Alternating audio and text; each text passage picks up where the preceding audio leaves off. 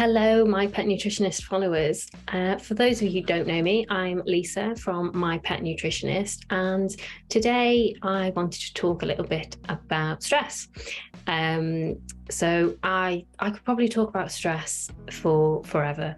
I don't like the feeling of stress or how stress makes me feel, but as a sort of a concept, I think it's actually really, really interesting, and I think it gets a bad rap. So hopefully, through what we talk about today, you'll sort of come around to my way of thinking that yes, stress isn't actually something that we enjoy feeling, but there possibly is an upside to stress, and if we sort of reframe how we think about stress, then we're probably in a better position to deal with it, and then ultimately manage it, and then be a better pet owner in the process.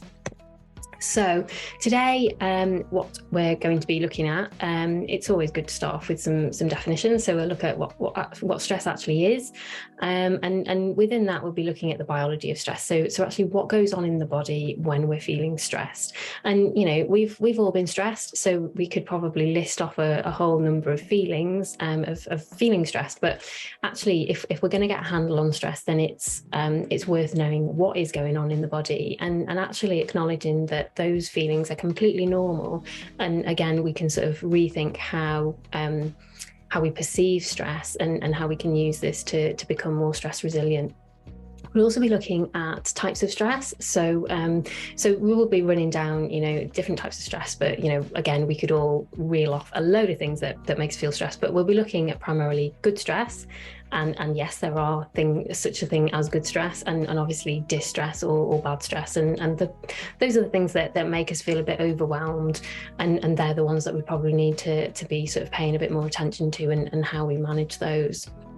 So that will bring us into our allostatic load, which is basically the idea of a cumulative burden of stressors, and that's kind of what tips us over the edge. So it's this sort of seesaw idea, really. So when our allostatic load is quite high, then that's when we start to feel overwhelmed, and we might get those negative feelings around stress. We'll also be looking at our perception of stress and how actually this is really key to how we manage it. So everybody has their own perception of stress, and what's really interesting is that although there is a basic physiological stress response, so the same thing happens from body to body, from human to human, to pet to pet, ultimately how we perceive stress is different. So what I might find particularly stressful, you might think, why are you so stressed? And vice versa. So we'll be looking at what affects our perception of stress, and how awareness of that perception can actually help us become more stress resilient. And then we'll finish off with how we actually build stress resilience. So the reason I say building stress resilience is because I think, stress management or stress awareness is sort of, they're buzzwords, and we hear them all the time, but actually we need to be really rethinking how we think about stress if we're going to get a handle on it. And I'm not talking about baths and lighting candles and all that self-care. While self-care is really important, heading to a bath, it might sort of help you calm down in the moment, but then when you get out of the bath, then the stressor is generally still facing you. So it's actually about thinking, okay, well, how do we deal with that stressor, or how do we change our perception of that stressor to make us more stress resilient? So let's get cracking. So what is stress? It's always good to start with some definitions, and the reason I've included these is because actually when we look, these are just Google explanations or definitions, and they've actually got quite negative connotations. So this is kind of the culture that we live in. We think that stress is bad, and it feels bad when we're feeling stressed, when we're feeling overwhelmed, we feel rubbish, but perhaps our culture or our perception of stress is contributing to that and making us feel more stressed than perhaps we should be. So the typical definition of stress is any source of disruption to the normal workings of the body. And it's a physical, mental or emotional factor that causes bodily or mental tension. So again, it's this real negative connotation that we think stress is bad. And The reason, I think this is really important to start thinking about is because actually when we've looked at human data and we've followed, people over decades and decades, what we found is when people have rated their stress levels or their stressful life experiences, when people have perceived that stress is bad for them, they've actually experienced all of the health implications of stress. But when people, other people have had similar stress experiences, or they feel just as stressed, but they've not seen stress as a negative experience, but more of a challenge, then they've not actually suffered those health implications or problems. So simply reframing how you perceive stress can actually make a massive difference to your overall health. And this is where, when we focus on stress as being a bad thing, this is probably where we're probably creating more issues than if we reframed it into a more positive light or a more challenge. And, carrying on with the definitions, a stressor is a stimulus event that challenges the integrity or health of the body. So again, it's saying that we're challenging the body and it's probably a bad thing. But like we'll talk about later, there are such things as good stressors. So, we can't necessarily say that stressor is bad, because we do have good ones. And then the stress response is actually the compensatory reaction made to that challenge. So the stress response is actually, although we say stress is bad, the stress response is actually helping our body deal with the challenge. So when we're looking at the nervous system, we can think of it like, so we talk about the immune system a lot because we're talking about itchy pets. And, we talk about the immune system as this sort of radar that's constantly seeking the body to see if there's anything that it needs to jump on and to deal with. And we can think about the nervous system in the body as a similar sort of radar. So it's constantly aware of the environment and it's constantly looking to see if it needs to deal with anything, which is quite often why, if, for example, we knock our favourite mug off the table, we'll watch it fall in slow motion, and then as it smashes to the floor and we realise it was our favourite mug, that's when our heart starts pounding. It's autonomic. We have no control over that. And that's another really important point to make. Our stress response is in our autonomic nervous system, which means we have no control over it. So as much as we talk about stress awareness and stress management, we don't really have any control over that initial response. But what we can do is sort of recalibrate that response or change our perception, so we don't necessarily respond in that way in future. So let's talk a bit about the biology of the stress response, because I think this is quite humbling. When we know what's going on in the body and we feel those things, then we can say, well, actually, that's pretty normal. I think the worst thing is when you start having feelings and you don't really know if that's normal, or if that then sends you into a heightened state of anxiety.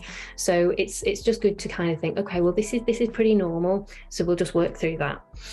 So the stress response, we have two sides to the stress response, and it lays firmly in your nervous system. So we've got the sympathetic nervous system, and we've got the parasympathetic nervous system. So the sympathetic nervous system, you can think of like the gas pedal in a car. So that kind of makes everything go. So when our nervous system senses that there's a threat, if we think back to evolutionary terms, that somebody was chasing us, a predator was chasing us, then the sympathetic nervous system would kick in and it would send, it's a redirection of resources. So it would send blood, oxygen to the limbs so we could escape. So it's that gas pedal making things work. So in the sympathetic nervous system, when the nervous system senses that threat, it dilates our pupils, so it means that our pupils get bigger, and that's so it can take in more information because it needs to assess the level of threat.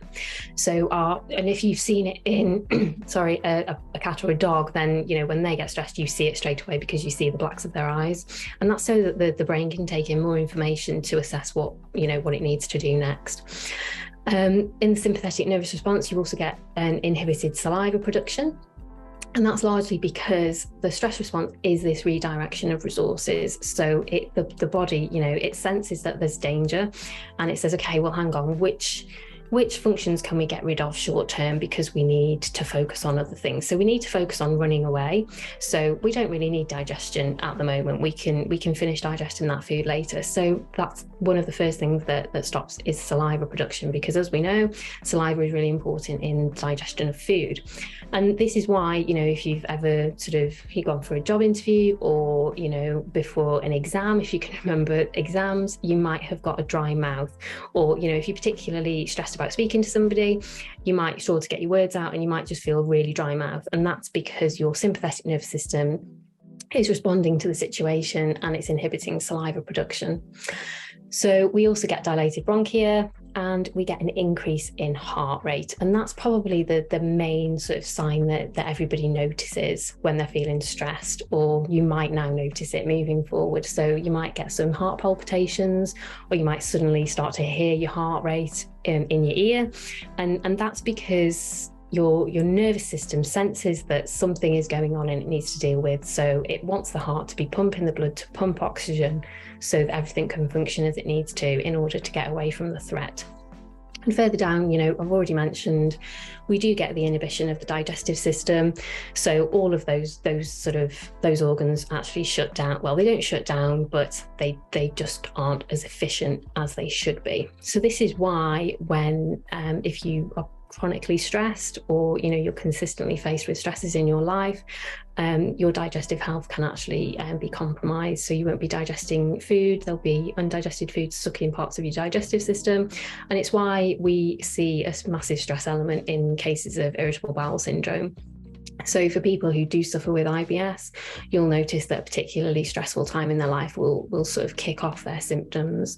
So there is this clear link between digestive function and stress and all of those conditions that we get it in SIBO and a whole host of other inflammatory disease as well. And in the sympathetic nervous system, we also get a relaxation of the urinary bladder. So if you've seen a stressed cat or dog, then you might see that they pee themselves. So you can kind of see how this all sort of fits in there. On the other side of that, so the sympathetic nervous system kicks in and that sort of gets us ready to deal with the threat. The issue is, in evolutionary terms, we're not really running away from a predator. And it's these stresses that we're exposed to in modern day life, but we still get that same response. And I suppose the point to note is that actually, stress it does serve a purpose.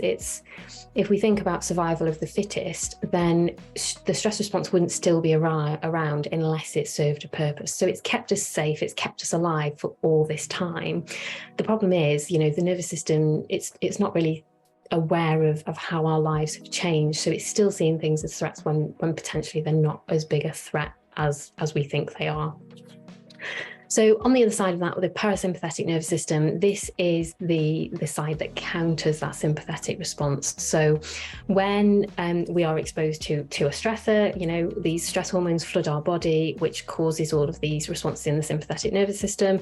And then when our nervous system thinks that the threat has gone, then those hormones are not produced anymore. So we get this negative feedback. So in the absence of those stress hormones, the parasympathetic nervous system says, okay, it's cool, everything's calmed down, we'll sort of kick in now and we'll sort everything out again. And it's returning the body to balance or homeostasis. So pupils constrict, we get saliva production again, our heart rate reduces, and it's literally the opposite to the sympathetic nervous system. So our sympathetic nervous system is our fight or flight, so it's kind of getting us geared up to deal with that threat, and our parasympathetic nervous system is our rest and digest. So this is when everything calms down and the body's like, okay, it's fine, we can carry on digesting that food now because the threat has passed, it's fine. And to remember the difference, I always think of a parachutist gliding really slowly down to the ground and he's eating. And, that would never happen for health and safety reasons, but it helps you sort of remember the difference between the sympathetic nervous system and the parasympathetic nervous system. So we talked briefly about the fight-flight, and that sits in the sympathetic nervous system. But what's really interesting is we also have this concept of tend and befriend in response to stress. And this primarily happens in females. And this is a quite common response for females, and it's to do with oxytocin. So you've probably heard of oxytocin, which is a hormone that's released in childbirth and post-childbirth. And it's to help that bonding and ultimately to help you get through those sleepless nights and all that, the challenge of being a new mum. But what we see is when females are stressed, then oxytocin levels do increase, and it sort of puts us into this mode of wanting to tend and befriend, which is why the reason I've included it is because For females who are stressed, then we then want to care for other people. So it can explain potentially if things aren't going great for us in our life, why we might focus all of our attention on our pets, because that's what we want to do, or equally children or other people in our life. So it's just something to be aware of, that there are hormonal differences between men and women during that stress response, and women will tend and befriend. But it does highlight that actually social support is really important in stress resilience. So we need that support of others, because we want to befriend, so we want to be around others. And in an evolutionary sense, that problem shared is a problem halved type thing. So if we were more naturally inclined to tend and befriend, we would foster these real close communities, which would enable us to support everybody and ultimately lower our stress levels. So I suppose it's a consideration to make, that actually if we're feeling really stressed, that we've got people around us that we can talk to about what's going on. And especially if we are dealing with poorly pets, we want to be around those people that know what we're going through, and that can sort of lend an ear, really. So oxytocin also reduces HPA activation, which is actually that communication in the stress response between the brain and the adrenals. So it actually tampers down that stress response. So it's actually a really good mechanism, because when we're stressed, we release oxytocin, and then oxytocin kind of says, it's all right, we can calm this down, and we can deal with it. And the rest and digest that we talk about, that sits firmly in the parasympathetic nervous system. So types of stress, we do have such a thing as good stress or eustress, and the idea behind this is evolutionary. So ultimately stress wouldn't still be around if it didn't serve a purpose, because that's just generally survival of the fittest. Yes, we have glitches that seem to carry on that are potentially harmful, but for the majority of genetic glitches or genetic sort of differences, that there tends to be a reason why we've still got them, and that there's a reason why we still have a stress response, because it keeps us safe. And it's all about adaptation. So if you think about the best way to think about this is actually a workout or exercise. So when you first start an exercise program, you might feel a bit stiff, you might feel really, really shattered after your first one. But then after you've had time to rest and recover, your body has adapted to that stimulus. So then next time you do the workout, you don't feel quite as tired, or you have become stronger. So that's the idea, that actually when we're exposed to stress, good stress, the body, it sees it and it says, okay, well, how am I going to adapt to return to homeostasis, to return to balance? So it makes the adaptations in order to move forward, and you get fitter and stronger. So the idea behind good stress is that there are positive consequences. And the easiest way is to think about athletes and workouts and things, because it's that, it's a stress on the body, but ultimately the body adapts and it can do it better next time. So, for example, a new job, you might feel the jitters before you start a new job, but then, once you've done a few tasks of your new job, you might find it challenging, you might find the cognitive challenge there. And once you can do it, you're absolutely fine. So the body, at first, the brain thought, hang on, I've never made these connections before in my life. I don't know these tasks. I don't know this company. I don't know what they're going to ask me to do. But then once you've gone through it, you've made those connections in the brain, the body has adapted, and it's like, yep, this is cool. It's fine. Again, workout, we've already talked about. The same with a deadline. So some of us actually need a deadline to get things done. We work best under pressure, because everything, our energy is easily accessible. Glucose is liberated, so our brain gets a really good feed. So we need that stress to help us perform under pressure. For some of us, if we've got something due in 6 months' time, then we might wait, 5.5 months and then just work under pressure for the last 2 weeks. The same goes with a new hobby. When we don't have those connections in the brain, we might feel a bit anxious before we go to that first session to learn how to do that new hobby. But then once we forge those connections in the brain figures out what it needs to do, and it's not as stressed next time, so it adapts and you become better. And it's based on this idea of hormesis. So it's basically that the dose is the poison. So when you have got managed exposure to stress, or, you know, for example, you're going for a session to introduce to a new hobby, or you're going for one workout class, then it's manageable because it's for that short period of time. You make the new connections and the body adapts so it can deal with it. So the dose is appropriate to the challenge. The issue with stress is when the dose is not appropriate. So there is too much stress, which we'll talk about a little later. And you know, the dose is the poison. It's sort of the basic concept of adaptogens as well, really. So you will have heard of adaptogens because we talk about them all the time. And ultimately, adaptogens work by creating a small stress in the body. So as we are exposed to adaptogens, we take them. Then the body is exposed to a small stress, it adapts to that stress, so then it becomes more resilient to stress in the future. So that's the basic idea there.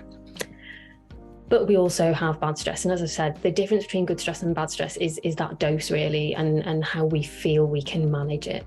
And, you know, distress, bad stress, and there are assumed negative consequences. And I've put assumed there because, yes, there are generally negative consequences associated with all of these types of stress, but sometimes if we look at the data around neuroplasticity and perception and, you know, our ability to adapt, sometimes if we rethink, and we're sort of going down the realms of cognitive behavioural therapy here, then we can mitigate some of the damage and we can build our stress resilience with those strategies.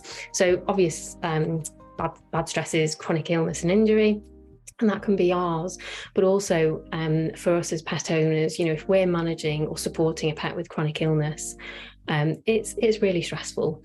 And there's this concept of burnout, which I don't think we really talk about as pet owners. You know, we talk about it in helping professions, but I think that pet owners can actually reach a burnout. And this really simple equation, and I say simple, you know, burnout is not simple at all, but there is this simple equation, and it's moral responsibility without real power equals burnout, because we have a moral responsibility to care for our pets.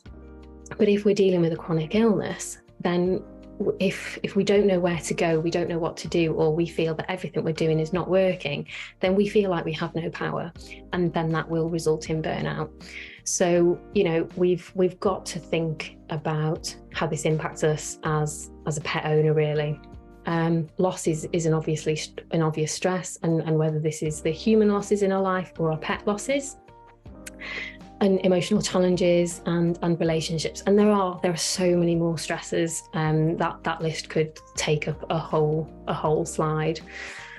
But we also have other things that place a burden on the body, which you might not necessarily perceive them as stresses, but ultimately, if we think about stress as a challenge to the body, then all of these things pose a stress to the body. So actually, if we're looking at managing stress or building stress resilience, then we need to be aware of our stress load. So we might think of all those biggies that we've just talked about, but you know, it's really difficult to size stresses because everybody's perception is different.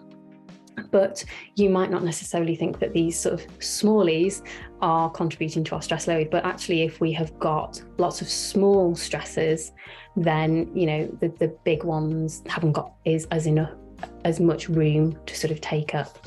So we've got biological challenges to the body, so exposure to bacteria, mold, viruses and parasites. The same goes for our dogs. All of these we can pretty much apply to our dogs and cats as well. Chemical, so we've got toxins, pesticides, herbicides, fungicides, heavy metals, household and industrial chemicals. And we always talk, you know, here at My Pet Nutritionist, we always talk about living a non-toxic life as possible, because of the burden it places on our detoxification systems, really. And this is really important when we talk about stress, because we've got this sympathetic response, so we've got this flood of stress hormones through the body, so they've got to be produced, and you know, that is nutrient demanding, which we'll talk about a little later. But ultimately, to sort of dampen down that stress response, those stress hormones have got to be detoxified, broken down and eliminated. And to do that, you know, it does go through our detoxification pathways, and we've got a lot of different detox pathways, but some of them are the same as the ones that we would use to detox industrial chemicals or cleaning products and alike. So actually, if we're looking at a healthy elimination and detoxification of our stress hormones, then we don't want to be putting an unnecessary burden in all of these other ways. So that's a really important thing to think of. And the exact same thing applies to our pets. So if we've got a stressed pet, then we don't want to be burdening their detox systems with all of these other things as well. Consumable, we're looking at, for humans, drugs and alcohol. They challenge the body massively. Refined and highly processed foods, mineral depleted foods, genetically modified foods, pesticide, herbicide-laden foods. Nutritional deficiencies are a massive challenge for the body, and especially, you know, when we're thinking of the stress response, it's actually incredibly nutrient demanding, because those stress hormones have got to be produced in the first place, and then they've got to be broken down, which all takes nutrients. So, you know, you end up in this real nutrient deplete situation if you're chronically stressed. And, you know, in response to all of that, we do have excessive free radical production as well, which then puts a massive stress on the body. And, you know, the whole point of sort of free radical production, or rather one of the points of free radical production, it creates a stress in the body, so the body then adapts, because in response to free radical production, the body then ups its antioxidant defenses so that it can deal with it. So this is a great example of how we adapt. But it's when the dose is too much. And environmental, so we've got pollutant challenges, extreme temperatures, UV light, altitude, allergens, which is massive, xenoestrogens, electromagnetic influences like Wi-Fi and radio, and radiation. And I suppose the point to note with this one is there are a lot of things out of our control, and we can get really hung up on, you know, worrying about, you know, everything that we're exposed to. But we have got to, you know, we've got these sort of two rings, we say. There are things that we can control, and there are things that we can't control. And I think we do have to get to the point where we're thinking, okay, well, I'm happy with, you know, the decisions I've made over the things that I can control, but ultimately there are things out of my control, and I've just got to be happy that I'm doing enough. So this brings us to our concept of allostatic load, and basically that's that cumulative burden of stresses. So if you've got a lot of the little ones, they soon build up and it tips your seesaw, and you end up with a stressor overload, and then, you know, you haven't really got room for those big ones. So it's that concept of trigger stacking. So, and you know, if you've got a dog, or you're particularly interested in dog behavior, then you've probably come across this idea of trigger stacking. So, you know, for example, we can probably miss our alarm one morning, and as long as that's the only thing that happens that morning, then the day goes great. But then, you know, we could miss our alarm, so we've overslept, then we knock our coffee off the side, then we lose our key, we can't find our key, so we're running even later for work, and then we happen to get caught on the door handle as we walk out our jumper, and then suddenly we're really angry at the door. So it's that trigger stacking idea, and that's a really simple example, but you kind of get the idea that you know, on any other morning, if you'd have been caught on that door handle, you would have just unhooked yourself and carried on walking. But it was just that cumulative burden of those stresses that made you really angry at the door. So it's this concept of allostatic load, and we can become overloaded with stresses. And that's the point to note, really. So when we're looking at how to manage our stress, it can be really useful. I'm a big fan of lists. It can be really useful to actually think about everything that is going on in our lives that could be contributing to this allostatic load. So, and then ultimately, you know, we do have a burden of stressors, but then, you know, you might have two lists of stressors, and somebody may have a huge list, but they don't seem particularly bothered by it. And then somebody else might only have, you know, a few stressors, and they're really overwhelmed with it. And that's not to size stressors, because stress is ultimately relative. You know, you will feel stress relative to what's going on in your life.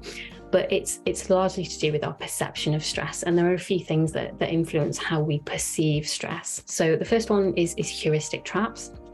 And this is kind of this idea came from avalanches, really, and it was looking at skiers and why they decide to head out skiing when it's pretty obvious to other people that there's going to be an avalanche.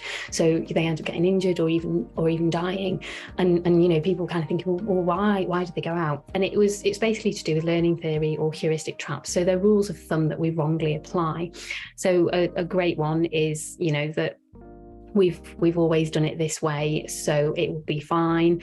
Or if we think about our dogs, then they might be absolutely fine walking past a bin that we walk past every day, but then one day we've had a load of guests around, routine's been out, the walk's at the wrong time of the day, it's in rush hour, so it's really quite overwhelming, and then suddenly the dog reacts to the bin, and you're like, why did they react to the bin? And it's simply because we expect our dog to always be fine with that bin. We don't consider that they might not be one day, because we've fallen into a heuristic trap. And it's based on the idea that our brains, as complex as they are, they're actually quite simple. So when we experience something, a connection is forged in our brain, and then it's there. If we revisit that connection, then it gets strengthened. If we don't revisit that connection, then it gets weakened. So this is why practice makes perfect. So if you're trying to learn a skill, the more you practice it, the better you get. And it's this idea that we make those connections in the brain. So when we're applying this to stress, it's simply because if we've experienced something a way before, then we've made that connection in the brain. So if something really stressed us out last time, if we had if we saw an old friend and it really stressed us out, then the next time they asked to meet, then we could get really anxious about meeting that friend because the first meeting was actually really quite stressful. So it's simple learning theory really that we learn from the consequences of an event or experience, and it's simply because we had a really stressful experience last time, so it's going to be a stressful experience the next time. But what we don't do, we fall into this heuristic trap and we just think it's simple black and white, but actually when we met with our friend last time, we could have had a really stressful day in work. We could have been super busy. We could have had an argument with another family member, or there could have been something wrong with the dog. So we could have had a really high burden of stress on that day anyway. And then we went to see that friend and they just really stressed us out. But we wrongly associated the meeting with the friend as the stressful experience. Had we met that friend on another day when it had been a pretty chilled out day, then we might not have had the same experience. So we've always got to think, that thoughts aren't always facts. And actually, just because an experience was stressful, was it actually stressful? What else went on that day? Could that have been contributing to it? So that can affect our perception of stress. We've also got the theory of epigenetics, and this is the idea that changes are actually made to our DNA. And I first got exposed to the concept of stress with epigenetics when I went on a training course, and it was in a convent, which was a cracking experience in all fairness. But we were looking at ex-servicemen who were diagnosed with PTSD, and tracking their ancestry or their sort of future generations. What we actually noticed is that of those servicemen that were diagnosed with PTSD, that their subsequent generations were more likely to suffer with stress-related mental health issues. And what they found was there was actually epigenetic changes. So trauma in effect can be inherited, and this isn't a cop-out. It's not to say that you can blame your grandma or your grandfather for the trauma, but it's a consideration to make that, if you look at the history of your family, that could potentially influence your perception of stress or how stressed you feel.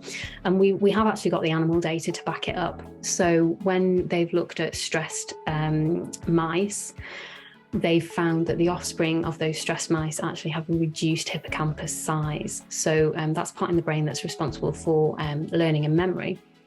So actually, if we look back to our heuristic traps, and we're looking at learning theory and ultimately largely how we perceive in our experiences, if we've actually got alterations in the hippocampus, then that could actually influence how our perception of stress as well, or how stressed we feel. So there are definitely epigenetic considerations to make there as well. We've also got to consider our autonomic nervous system function. So early trauma can actually influence ANS function, and it can, for want of a better phrase, it can make you oversensitive. So if we, like I said, if our nervous system acts like a radar, then early trauma can actually make it a really sensitive radar. So the ANS just becomes overly sensitive to situations. And you've probably noticed this. If you're feeling particularly stressed, then suddenly everything just seems wrong, or everything seems to stress you out. because the autonomic nervous system is just in that heightened response. So we do, as people say in therapy, we're going back to our childhood and things, but we do have to think about previous experience and how this might potentially influence how we feel or how we perceive what's going on in our life at the moment. And then we've also got another genetic influence, which is the COMP gene specifically. And there are other genes, but the COMP one is probably more talked about, really. And it's this concept that you can be born a worrier or a warrior. And like I said, when we have the stress response in the body, so our body is flooded with stress hormones, and then they've got to be broken down to be safely eliminated. And one of the genes that codes for this to occur is the COMP gene. So what can happen is when you're born, you can end up with a fast variation or a slow variation, or just right, like Goldilocks. But if you've got a slow variation, then it means that the stress hormones linger in the body longer than usual. So you become particularly sensitive to their effects. So you can feel stressed for longer. But on the plus side of that, you can actually have really good attention because the stress hormones are making you more alert. So what we've found is actually when you've got a slow variation, you're deemed a worrier, but actually you perform really well in exams and things. So that's the great thing with genes. So we always say that, there's a glitch there, but actually when you look at the flip side, there can be quite good benefits to it as well. But you can have glitches on that COMP gene, which means that you are more efficient at breaking stress hormones down, or you're less efficient. And what's really interesting is that dogs can have the same glitches on their COMP gene. So you can actually get dogs that are worriers and dogs that are warriors. What's really interesting though is there's quite a few studies done on seals, so Navy SEALs, and everybody assumed that they would have warrior genes. But what they found, a high number actually had worrier genes, and all they did was they learned how to better manage their stress response, so they became warriors. So that overt sort of warrior, I nothing phases me, I'm unfazed by things, that was actually learned behavior for the Navy SEALs. So that's really interesting. As much as we say, our genes are our destiny, will actually, case in point, they could relearn how to become warriors. So again, we're coming back to this learning theory that we can change how we feel about things. So now we're moving on to building stress resilience, really, or how to manage stress as a pet owner. And my pet nutritionist, it wouldn't be my pet nutritionist if we didn't talk about nutrition. But this is largely around human nutrition, because we're talking about pet owners here. And stress creates greater physiological demand. So it needs more energy, more oxygen. There is an increase in circulation, and therefore we need more metabolic cofactors. And what we mean by that is we need more vitamins and minerals. So this is what's really ironic, because when we're feeling particularly stressed, depending on how it affects your digestive function, some of us want to grab comfort food. So we just want to binge on chocolate and crisps and all those beige foods. Other people just stop eating. So it depends how you respond to your stress. But that's the ironic thing, when we absolutely need our nutrient-dense diets, we're sort of stuffing our faces with things that aren't actually great nutritionally valuable to us. Detoxification pathways are also dealing with more traffic. So as I've said, when we have that stress response, stress hormones flood the body, but then they've got to be safely detoxified and eliminated. So if we have plenty of stress responses, then we just get this high amount of traffic to our detoxification pathways. And for detoxification to occur, there are many cofactors that need to sort of join in to make that happen. So we get particularly depleted in those cofactors. B12 is one of them. So most people who are stressed are significantly low in B12, and we also get really low levels of magnesium. So in the stress response, I always like to think of it as a bit of a nutrient dump, just because they're not really being used for much apart from managing that stress, which becomes problematic if it's continued or chronic. So magnesium is dumped in the stress response, and the same goes for, although B12 isn't really stored, we can sort of see it as a dump as well. So we do get nutrient depleted in our stress response. And as we know, nutrient depletion compromises metabolic systems. So if we haven't got the nutrients that we need for the rest of the body to function, then the body just it's just surviving. It's dealing with the stress response, and there aren't enough nutrients to go around, really.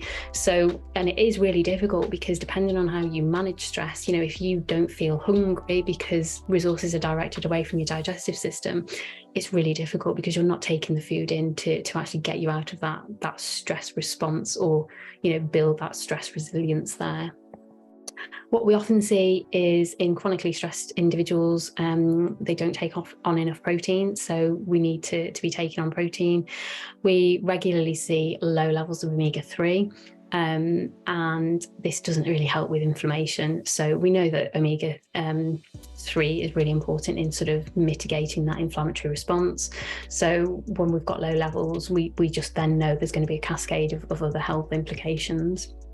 We see vitamin C low regularly in stressed individuals. It's probably one of the most depleted. B vitamins are always really low, magnesium and selenium. So if you are managing stress or you're feeling chronically stressed, it's really important to get all of these things in your diet. And some great examples. So we've got spinach, leafy greens full of magnesium, vitamin C and folic acid. Blueberries rich with antioxidants, vitamin C, and great source of fibre. Broccoli, source of B6 and B9. Fish, great source of omega-3, also boosts levels of serotonin, which, as we know, is the happy hormone, and vitamin B6 and B12. B6 is really important for neurotransmitter function and synthesis. So we regularly see low levels of B6 in cases of anxiety and depression. And that's the thing, stress, we're talking about stress, but when we've got chronic stress, we do often see implications of anxiety and depression. So we see huge improvements in symptoms when we've got supplementation with B6 and magnesium. Bananas are great, natural sugars, which is good for energy and fibre. Great source of potassium, so keeping your electrolytes balanced, and also iron, which helps to fight fatigue. Walnuts, they're known as brain food because they look like a brain and they're great for the brain. Great source of omega-3, B6, tryptophan, protein, folate, they're literally everything. Eggs are a great source of choline, and which is a precursor to acetylcholine, which is actually the chief of the parasympathetic nervous system. So if we're looking at that sympathetic response, which is your fight or flight, you've got your parasympathetic nervous system, which is your rest and digest. So if we want that to be working efficiently and we want all the nerves and communication to occur, then acetylcholine is really important. Hemp seeds are a great source of omega-3, protein, vitamin E, magnesium and potassium. And probiotics, there's some really, really good data of how we can use probiotics to support mental health. And this is largely because it modulates the link between the gut and the brain. So we've got the gut-brain axis. So that is a session for another day because that's a topic all of its own. But we know that the composition of the gut significantly influences brain function, and then ultimately, the stress response, although the nervous system is sort of the radar of what's going on, it ultimately the stress response starts in the brain. So we need that communication to be good and efficient. So when we're looking at probiotics, we're really interested because we know that a simple stressor, for exposure to a 2-hour stressor, significantly influences the composition of the gut. So what we're doing with probiotics, although probiotics are somewhat transient, we are introducing new bacteria. So then if we are feeding with enough prebiotic food, then we can help repopulate and we get those beneficial colonies of bacteria in the gut. So that's why probiotics are getting increasing attention when we're looking at stress and mental health.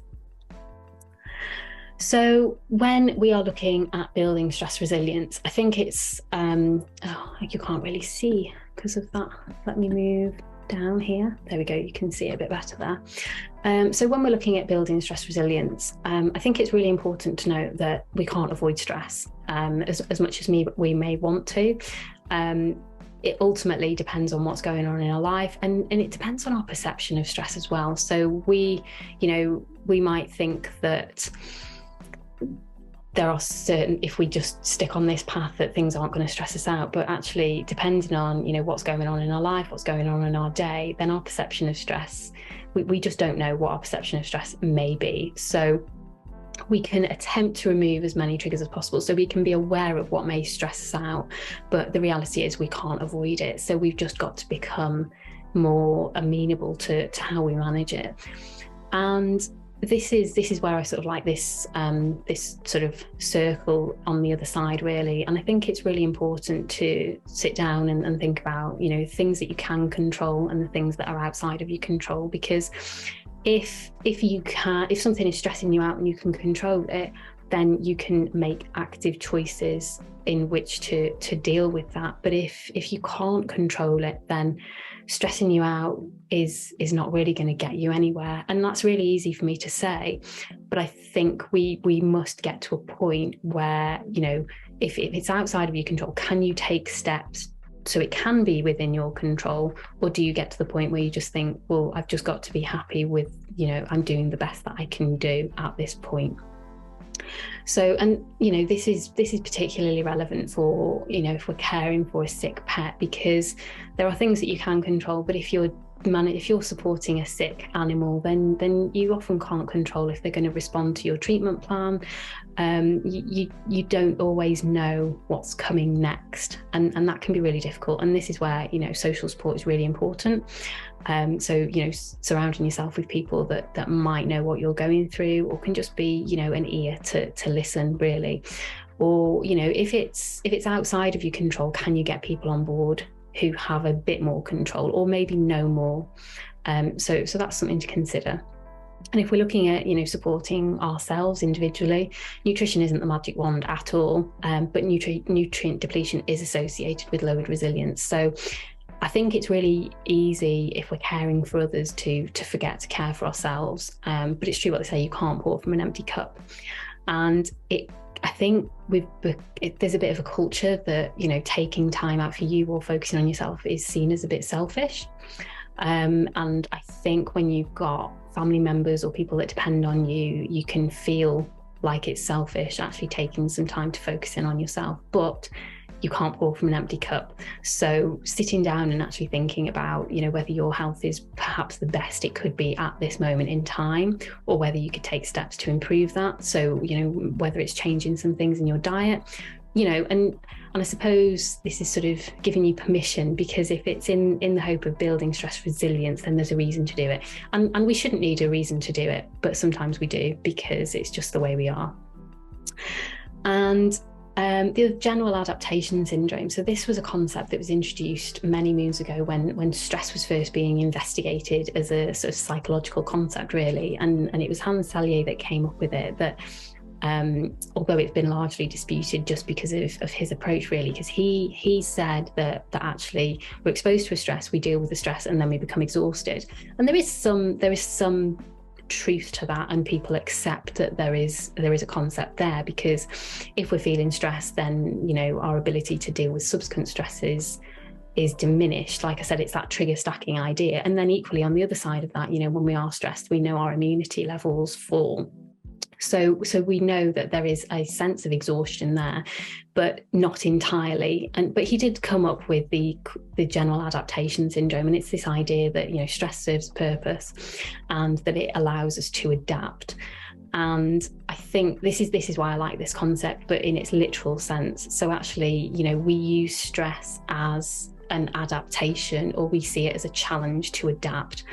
And like I said earlier, when we're looking at the data of people who are stressed, when we look at their life experiences or their stress levels, when you've got two groups on a par, for those who believe that stress is bad, they suffer negative health experiences. But those who see stress as a challenge, they don't suffer those same health implications.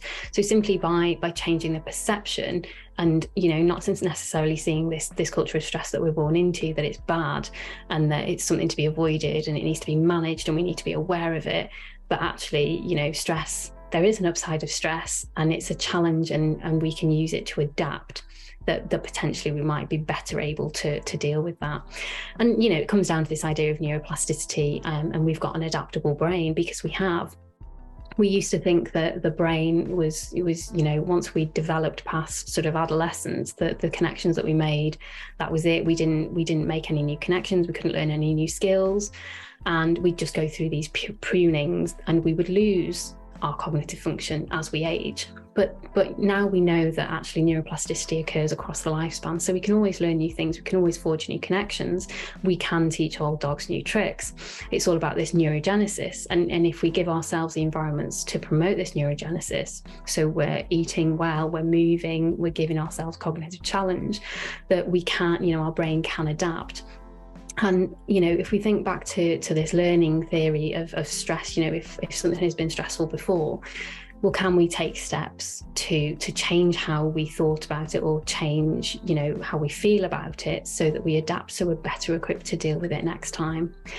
And, can we potentially see that there is an upside of stress?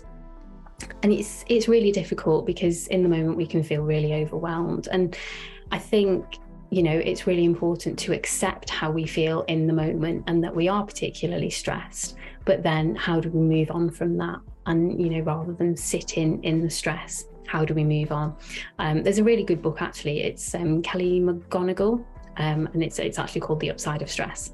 So if anybody is interested in learning more about that, but she's got a really nice way of writing, and it's sort of that concept, really, that if we change potentially how we perceive, that we might be better able to manage it, because we can't avoid it, but it does serve an evolutionary purpose. So that is how to manage stress as a pet owner. I hope you found some of it interesting, and if anybody does have any questions, then please feel free to put them in the comments, and we will answer them as they come in. Thanks for listening.